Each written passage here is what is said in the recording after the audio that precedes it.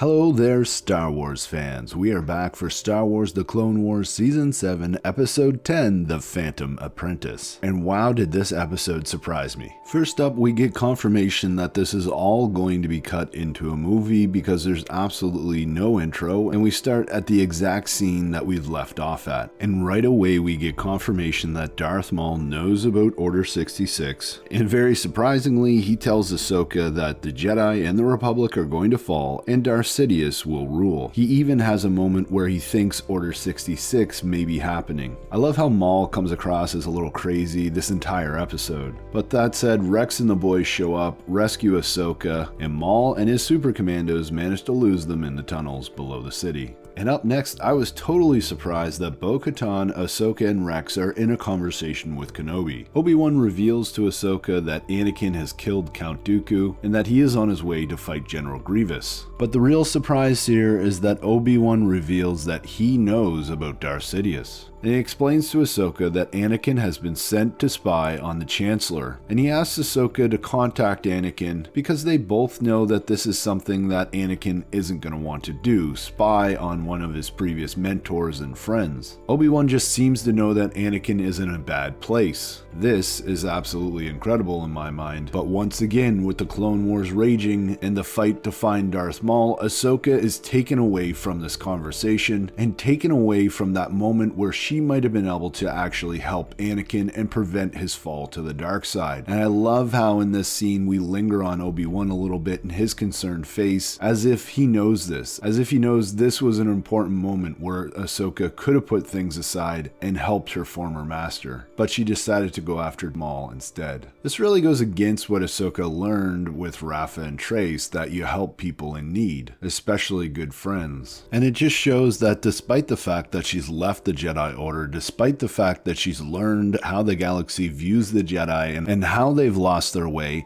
she is right back into the thick of things, and she is as blind as any other Jedi to what's truly going on. She's been sucked back into this war and is so determined to find Maul and end this conflict on Mandalore that she lets her best friend, her master, ultimately fall to the dark side. I like how the next couple scenes sort of contrast each other. On one hand, we have Maul interrogating Jesse, and he reveals that he knows Order 66 is coming, but then we also have Bo-Katan and Ahsoka interrogating Minister Almec. And unfortunately for our heroes, Almec is assassinated by Gar Saxon, who is then pursued by Bo-Katan. An epic fight between these two ensues, and it seems like at one moment that Bo-Katan may actually die, but of course we know that she survives in Rebels, so I thought that took a little bit away from this scene. But next we're back with Maul, and he reveals that he knows that Dooku is dead, that Dooku was just a pawn like he is. And I love how we're positioned here to almost feel sorry for Maul. I mean, yes, he's crazy and evil, but he certainly has been taken advantage of. And moving on here, for some reason Ahsoka, Rex, and Bo-Katan, they head to the throne room of Mandalore, and there they are greeted by none other than Maul with Jesse. Now in a show of good faith, Maul hands over Jesse, but as this is happening, the super commandos attack the city and are fighting the clones, so Rex and Bo-Katan head out to aid in that battle. And it's at this point that Maul does his best to convince Ahsoka to join him in defeating Sidious. But Ahsoka says that she's not going to do that unless Maul reveals why Anakin Skywalker is so important. And this is when we get another amazing surprise. Maul tells her that Anakin Skywalker has been groomed to be the next apprentice to Darth Sidious. And of course, Ahsoka can't comprehend that. She doesn't believe him. And a lightsaber battle ensues. At this point, I gotta say the music is amazing. We have the lightsaber battle going on inside. There's the battle between Darth Maul's Mandalorians and the clones outside. And it reminds me so much of the Star Wars movies where you have these different story threads happening all at once. But ultimately, outside, Bo-Katan's Mandalorians reinforce the clones and Darth Maul's Mandalorians are defeated. Ahsoka pursues